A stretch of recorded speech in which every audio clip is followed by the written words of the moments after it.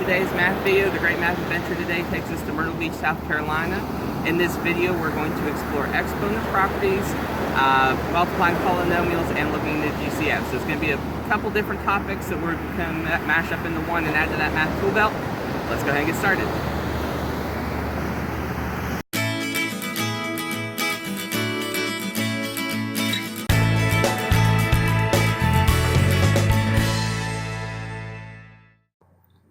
So as I mentioned in the intro to this video, this particular lesson is going to take a whole bunch of different little pieces of skills that don't really necessarily seem like they flow together, but they're going to help us in building that mathematical tool belt that we're working on.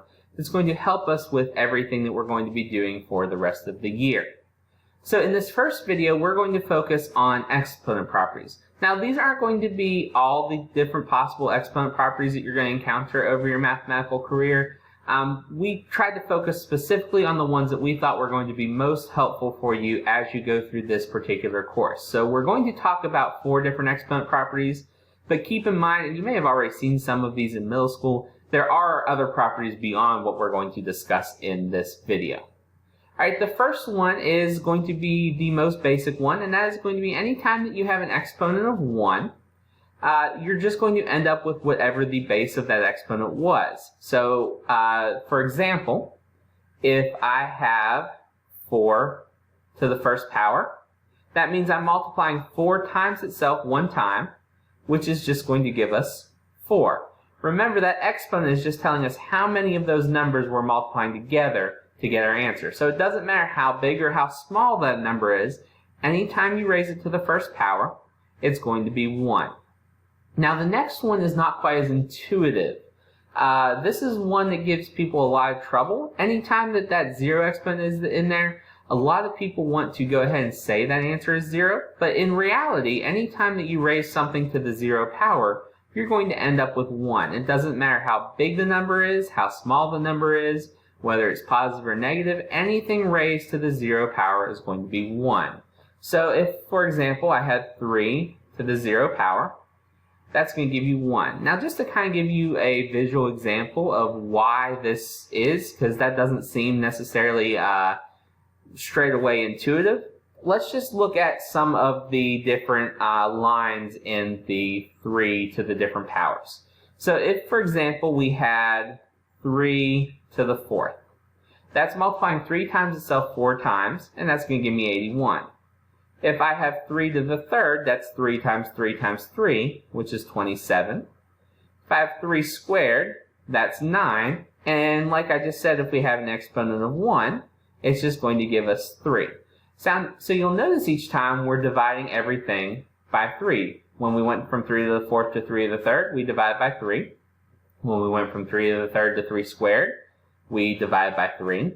And when we went from 3 squared equals 9 to 3 to the 1st equals 3, we divide by 3. So if we continued this pattern out, and we did 3 to the 0, then if we divide 3 by 3, that would give us 1. So again, no matter how big the number is, how small the number is, any time that you plug in 0 for your exponent, you're going to get 1. Alright, so for the next one, we're going to do the product of power. So that's going to be when we're multiplying bases that are the same but have different exponents. So for example, if we take a to the n power times a to the n power, what we're actually going to do is add those exponents. So for example, if we had 5 to the 2nd power times 5 to the 4th power, what we would be doing is we would add those exponents and we would get 5 to the 6th. And again, to illustrate that, 5 squared is really multiplying 5 times 5 a total of 2 times. And then we're taking that and we're multiplying it times 5 to the 4th, which is going to be 5 written out 4 times.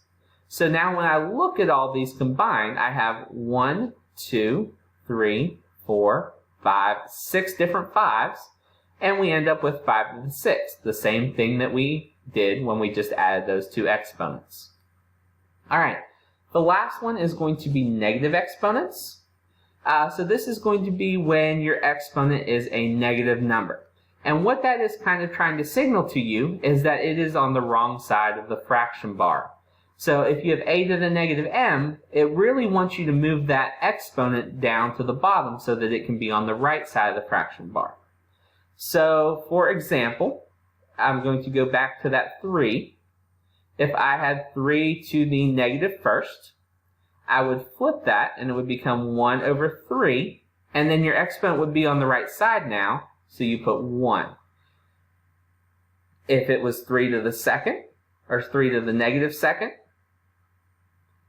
sorry, I definitely wrote a 3 there, 3 to the negative second, let's just strike that and erase that.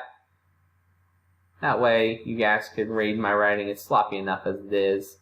Alright, so we're going to have 3 to the negative second. We would write that as 1 over 3 squared. That exponent becomes positive.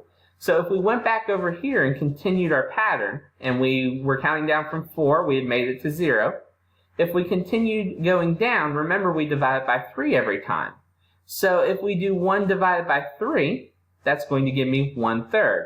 If we look back to what we got over here, 1 over 3 of the first, remember 3 of the first is 1, so that's the same thing as 1/3. If I continue that down, 3 to the negative second, I divide by 3 again. 1/3 divided by 3 is going to be 1/9. Remember back here when we had 3 to the negative second, we had 1 over 3 squared. If you simplified that, that would be 1 over 9.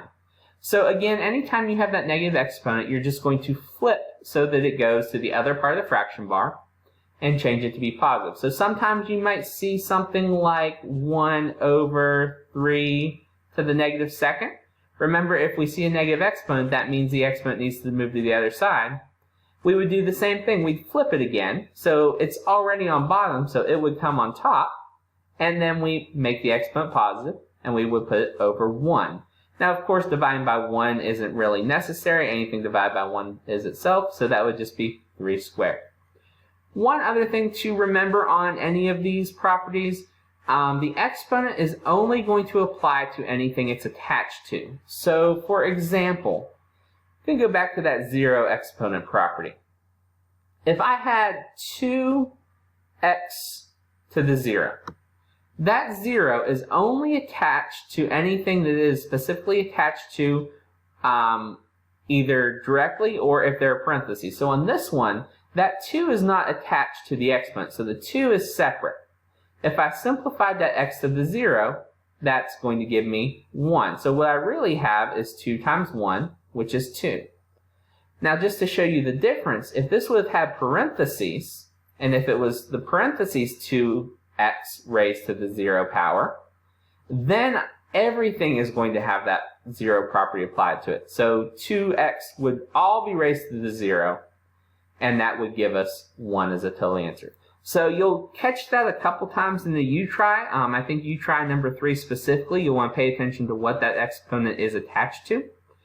Again, these are not an exhaustive list of all the exponent properties, but it's going to be the main ones that we're going to focus on in this course. Go ahead, try those U-try problems, and then we're going to move on to something that's just a little bit different. One last thing before we move on, if you look below the U-try, you might want to take note of that historical note. Anytime that we put these little interesting facts in there about some of the history of the math that we're going to discuss, those are always fair game for bonus questions on quizzes and tests. We aren't going to guarantee that we'll use them. We're going to pull different things over the course of the year, but they're always fair game for bonus questions on tests and quizzes. All right, let's go ahead to the next video.